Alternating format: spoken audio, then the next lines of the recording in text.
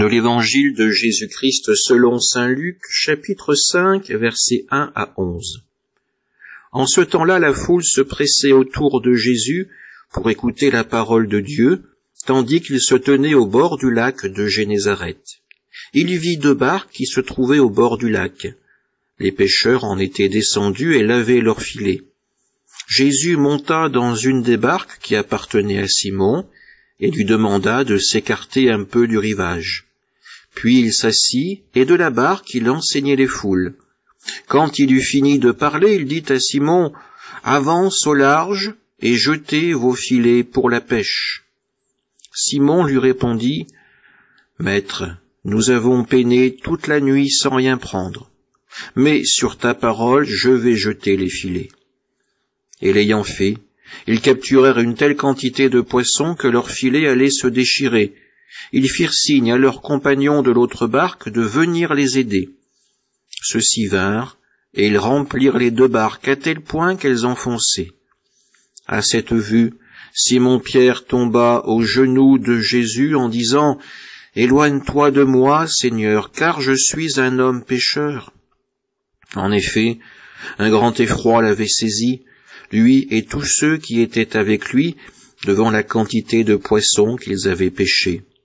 Et de même, Jacques et Jean, fils de Zébédée, les associés de Simon, Jésus disait à Simon, « Sois sans crainte, désormais ce sont des hommes que tu prendras. » Alors ils ramenèrent les barques au rivage, et laissant tout, ils le suivirent.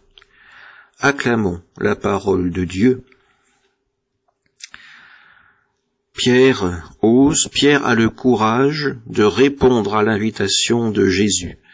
Avance au large et jetez vos filets pour la pêche.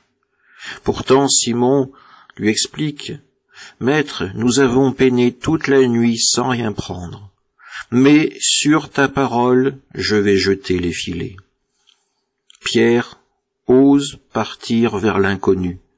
Il ose faire confiance à Jésus. Il met toute sa foi dans la parole de Jésus. Et nous qui sommes chrétiens, avons-nous le même courage? Accueillons-nous la parole de Dieu avec la même certitude, la même espérance que Pierre? Osons-nous sortir notre petite vie, notre petite routine, pour accueillir ce qu'il y a peut-être de nouveau dans notre vie, par la grâce de Dieu? Préférons-nous la sécurité, ou alors osons-nous partir au large, non pas seuls mais accompagnés par le Christ, non pas pour une œuvre de destruction, mais pour une œuvre de salut. Amen.